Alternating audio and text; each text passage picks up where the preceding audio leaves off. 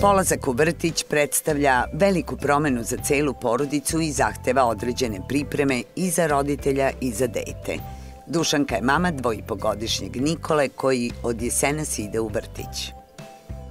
Od uvek sam mislila da će dete da mi ide u vrtić, zato što sam smatrala da je važno za pravilni razvoj, za socijalizaciju, za razvoj emotivne inteligencije, za gomilu drugih stvari, za prosto njegovo normalno sazrevanje, odrastanje, da je važno da bude sa decom u grupi, primereno njegovom uzrastu i da negde proširi opseg tema, igara, interesovanja u odnosu na one koje je stekao u kući, koliko god se ja i svi ostali u njegovoj okolini trudili da mu se maksimalno posvetimo i damo, ali prosto vrtić je neka drugi ambijent i dodatno može sve to da upotpuni i kvalitetnije im da učini.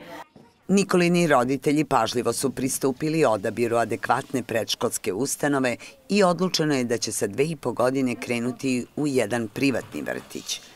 Govorili su mu o tome i pokazivali fotografije mesta na kome će boraviti i igrati se, pa i pre polaska stekao pozitivan odnos prema vrtiću. U toku leta sam ja već razgovarala sa njim da kada počne lišće da pada, prođe leto, doći će jesen i kada vidimo da pada lišće, Nikola će biti dovoljno veliki da krene u vrtić. On je negde tako prihvatio, tako da smo mi zaista, suprug i ja, došli ovde na razgovor sa njim. On je odmah potrčao u sobu sa decom i nijednog trenutka se za sve vreme našeg razgovora u potpuno drugom delu vrtića niti se osvrnuo, niti se zapitao gde smo ni šta se sa nama događa, što je meni bio neka još jedna pozitivna potvrda da smo na pravom mestu za njega i bio je veoma ponosan što je on dovoljno veliki da se priključi deci u tako jednom važnom ambijentu. Iako se roditelji često boje detetove reakcije na odvajanje i plakanje na rastanku, scenario ne mora obavezno biti takav.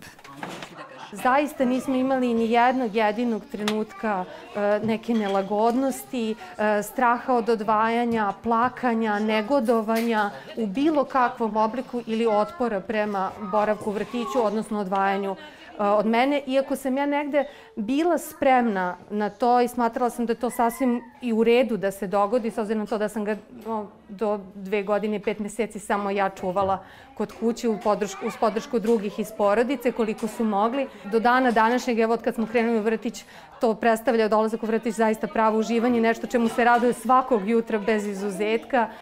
Nikola je u početku u vrtiću provodio 4 sata, što je bila dobra priprema za kasniji celodnevni boravak. Od velikog značaja bilo je i to što je grupa u kojoj boravi mešovita, pa mu je osjećaj porodične atmosfere i prirodnog okruženja pomogao da se brzo navikne na grupu. Nikolina adaptacija je protekla baš onako kako se preporučuje da svako dete krene u vrtić, što znači da provede jedno vreme sa roditeljem, da upozna vrtić, prostor, vaspitače, da roditelj predstavi taj vrtić kao jedno lepo mesto za svoje dete i gde će dete imati, što kažemo, svoj posao kao što roditelji imaju svoj posao i gde će ono boraviti kada roditelji nisu tu sa njim. Kako u privatnim, tako i u državnim predškolskim ustanovama veliku pažnju poklanjaju adaptaciji na jaslice i vrtić, pa se i ovde prvi dani u kolektivu provode u društvu roditelja. Adaptacija je nama jedan od najvažnijih aspekata rada i jako se pripremamo za nju. Mi koji radimo s decom, mi pravimo plan dolaska dece, da ne dođemo u situaciju da odjednom dođe 10 dece koje plače. Osoblje vrtića unapred se informiše o osobinama i navikama deteta koje prvi put dolazi u grupu kako bi mu što više olakšali boravak u kolektivu. Ako vidimo da neko dete zaista značajno pati, a to se jako lako može ustanoviti, onda obavestimo roditelja i prvih dana, recimo, roditelji odmah uzimaju dete, pa onda ga ostave da obeduje, pa tek posle, recimo, nedelju ili 10 dana, u zavisnosti kako to ide, dete spava. Kad prvi put prespava i ustane, a da nije anksiozno, mi to vidimo, kažemo, aha, ovde je gotova adaptacija. To je to i uglavnom prolazi dobro. Uglavnom se teže adaptiraju roditelji. Kada je pravo vreme da dete krene u vrtić, najbolje znaju roditelji.